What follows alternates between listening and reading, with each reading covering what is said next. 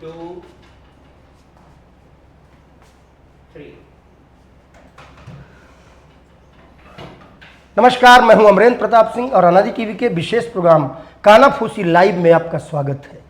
हमारे पीछे आप देख सकते हैं, यहाँ पर लिखा हुआ है, अब नहीं होगी जाति जाति की राजनीति। जी हाँ, उत्तर प्रदेश सरकार का एक बहुत बड़ा फैसला सामने आया है और उस फैसले में ऐसी स्थिति बन रही है कि उत्तर प्रदेश में जातिगत राजनीतिक रैलियों पर रोक होगी, जाति की राजनीति पर भी बहुत हद तक कंट्रोल होगा और उसके अलावा साइन बोर्डों में, वाहनों में और पुलिस के अभिलेखों में, चाहे वो FIR हो, चाहे वो GD हो या आरोप पत्र हो, उसमें जाति का उल्लेख नहीं हो पाएगा। और इसीलिए हमने ये बात आपके सामने रखी कि अब नहीं होगी जाति जाति की राजनीति। इससे कितना फर्क पड़ेगा, इस बात को हम जानेंगे। सबसे पहले हम दिखाएंगे आपको कि मामला क्या है। मामला दरअसल ये है कि उत्तर प्रदेश में एक आदेश सामने आया है और ये आदेश है उत्तर प्रदेश के चीफ सेक्रेटरी की तरफ से। चीफ सेक्रेटरी उस समय दीपक कुमार थे। दीपक कुमार जब चीफ सेक्रेटरी थे तो उन्होंने हाईकोर्ट के निर्देश पर, माननीय न्यायालय प्रकरण महत्वपूर्ण में एक आदेश सामने वो किया उन्होंने और उसमें उन्होंने समस्त अपर मुख्य सचिव, पुलिस महानिदेशक, अपर पुलिस महानिदेशक और समस्त पुलिस आयुक्त, जिला मजिस्ट्रेट और वरिष्ठ पुलिस अधीक्षकों को ये लेटर भेजा, जिस लेटर में ये लिखा हुआ है कि उत्तर प्रदेश में अब सरकार का फैसला है कि जातिगत भेदभाव खत्म करने के लिए इलाहाबाद हाईकोर्ट के आदेश के अनुपालन में पुलिस रिकॉर्ड्स और सार्वजनिक स्थलों से जाति उल्लेख पर रोक होगी। कार्यवाहक मुख्य सचिव दीपक कुमार का आदेश है कि FIR, गिरफ्तारी मेमो आदि में जाति का उल्लेख हटेगा। माता पिता के नाम जोड़े जाएंगे। जया हमारे साथ हैं, जया। थानों के नोटिस बोर्ड, वाहनों और साइन बोर्ड से जातीय संकेत और नारे हटाए जाएंगे। जाति आधारित रैलियों पर पूर्ण प्रतिबंध, सोशल मीडिया पर भी सख्त निगरानी, लेकिन SC एक्ट जैसे मामलों में छूट होगी। आदेश के पालन हेतु SOP और पुलिस नियमावली में संशोधन किया जाएगा। कितना फर्क पड़ेगा? देखिए, सबसे बड़ी बात है कि मायावती का अभी पहले एग्जांपल आप ले लीजिए, उदाहरण के तौर पर 9 अक्टूबर को सबसे बड़ी रैली करने जा रही है। दर्शकों को बताएं। हाँ। और वो जो रैली होगी उसमें दलित समुदाय का सबसे ज्यादा भागीदारी होगा। तो पहले तो हमें साइन बोर्ड, नोटिस बोर्ड, थाने में जो कागजात है, जो सरकारी दस्तावेज है, उसमें कोई सी भी तरीके के जातीय भेद हटाने से पहले हमें ये सोचना कि राजनीतिक दलों में कितना जातीय पसोपेश देखने को मिलता है। खासतौर पर ये तो फिलहाल जो पुलिस का रिकॉर्ड है, जो शासनादेश हमारे पास आया है, ये तो हम अभी फिलहाल ओरली देख रहे हैं, लेकिन कितना लागू होगा ये देखना बहुत ठीक है। समाज की बात ये है कि जैसे अभी तक पासी महासम्मेलन, क्षत्रिय सभा या यादव महासम्मेलन या किसी अन्य जाति का जो भी चीजें होती थी, इन पर तो सीधे सीधे रोक लग जाएगी। और उसके अलावा अगर साइन बोर्डों की बात करें, वाहनों की बात करें, संकेतों की बात करें, तो मोहल्लों के नाम है, लोग अपनी गाड़ियों पर सब लिख के चलते हैं, यदुवंश, राजपूत, यादव जी, इन सब चीजों पर रोक लगेगी।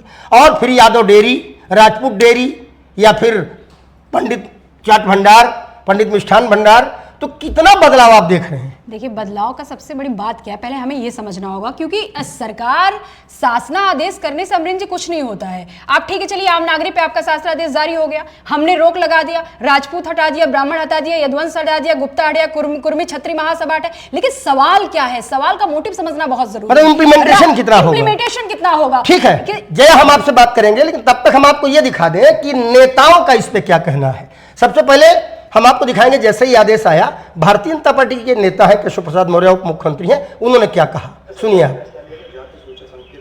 माननीय न्यायालय का आदेश है और हम लोग भी जातिवाद के पक्ष में नहीं रहते। हम तो सबका साथ, सबका विकास, ये जातिवाद तो करने वाले कांग्रेस वाले हैं, सपा वाले हैं, राष्ट्रीय जनता दल वाले हैं, इंडी गठबंधन वाले।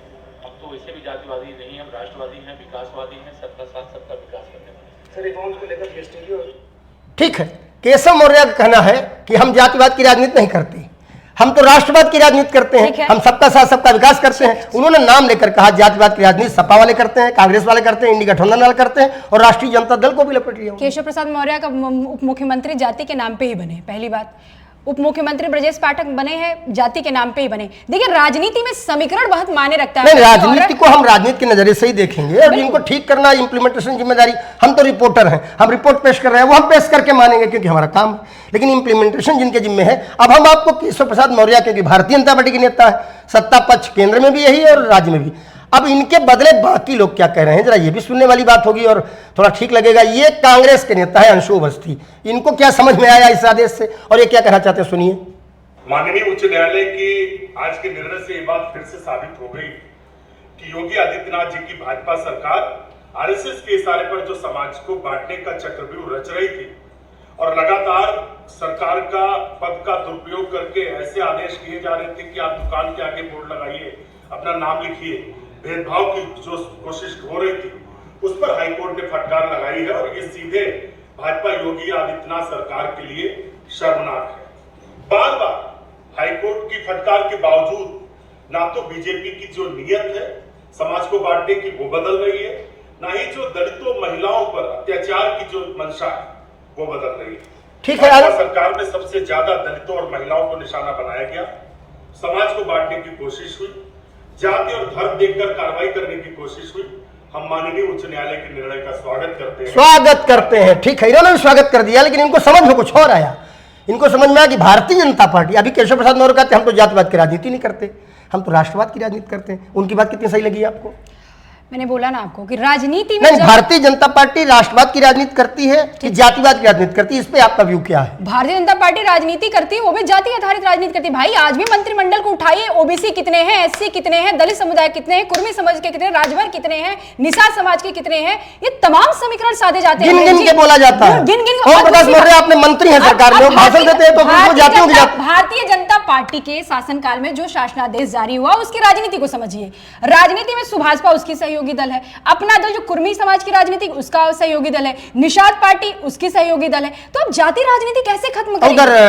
और उत्तर प्रदेश के लोक दल वो भी जाटों की राजनीति करती है, गुजरों की राजनीति करती है। सबसे बड़ी अमरीन जी बात है कि राजनीति में जाति को खत्म करना सबसे बड़ा पशुपेश की सवाल है कि भांति भांति की राजनीति में कैसे खत्म होगी जाति पात की राजनीति। ठीक है, अंशु अवस्थी को समझ में आया कि अब जो साइन बोर्ड लगने वाले थे होटलों पे, सरकार को जो आदेश था कि नाम लिख के लगाओगे उस पर रोक लगेगी, और सरकार जो भाजपा की है वही जातिगत भेदभाव करती। अब हम एक नेता को आपको सुनाते हैं समाजवादी पार्टी के, और ये नेता समाजवादी पार्टी के लखनऊ के ही नेता है, विधायक है रविदास मेहरोत्रा। इनको क्या समझ में आया देखिए जरा। हाई कोर्ट ने जो फैसला किया है उसका हम लोग स्वागत करते हैं, और इस फैसले के आधार पर अब किसी जातीय आधार पर किसी का उत्पीड़न, जुल्म और अन्याय नहीं होगा। अब पुलिस किसी जातीय आधार पर दलितों पर, पिछड़े वर्ग के लोगों पर, अल्पसंख्यकों पर जो है वो जुल्म और अन्याय नहीं कर पाएगी, उन पर मुकदमों में फर्जी मुकदमे नहीं लिख पाएगी। हाई कोर्ट के इस निर्णय का हम लोग बहुत बहुत स्वागत करते हैं। स्वागत इन्होंने भी स्वागत कर दिया, स्वागत तो इन्होंने भी कर दिया, लेकिन इन्होंने कहा कि सरकार अब जाति आधार पर फर्जी मुकदमे नहीं लिखा पाएगी।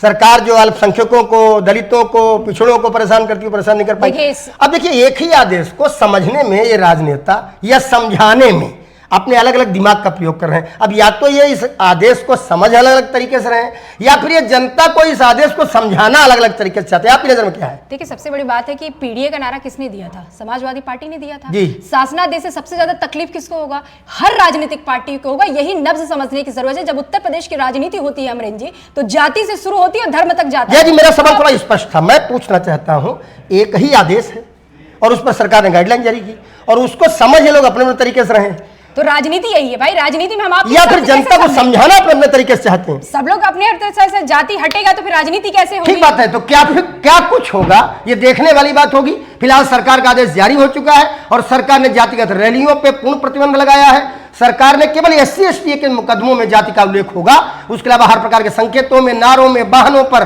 प्रतिष्ठानों में जाति पर प्रतिबंध लगाया है। देखने वाली बात होगी कि क्या अब होगी जात पात की राजनीति या नहीं होगी जात पात की राजनीति।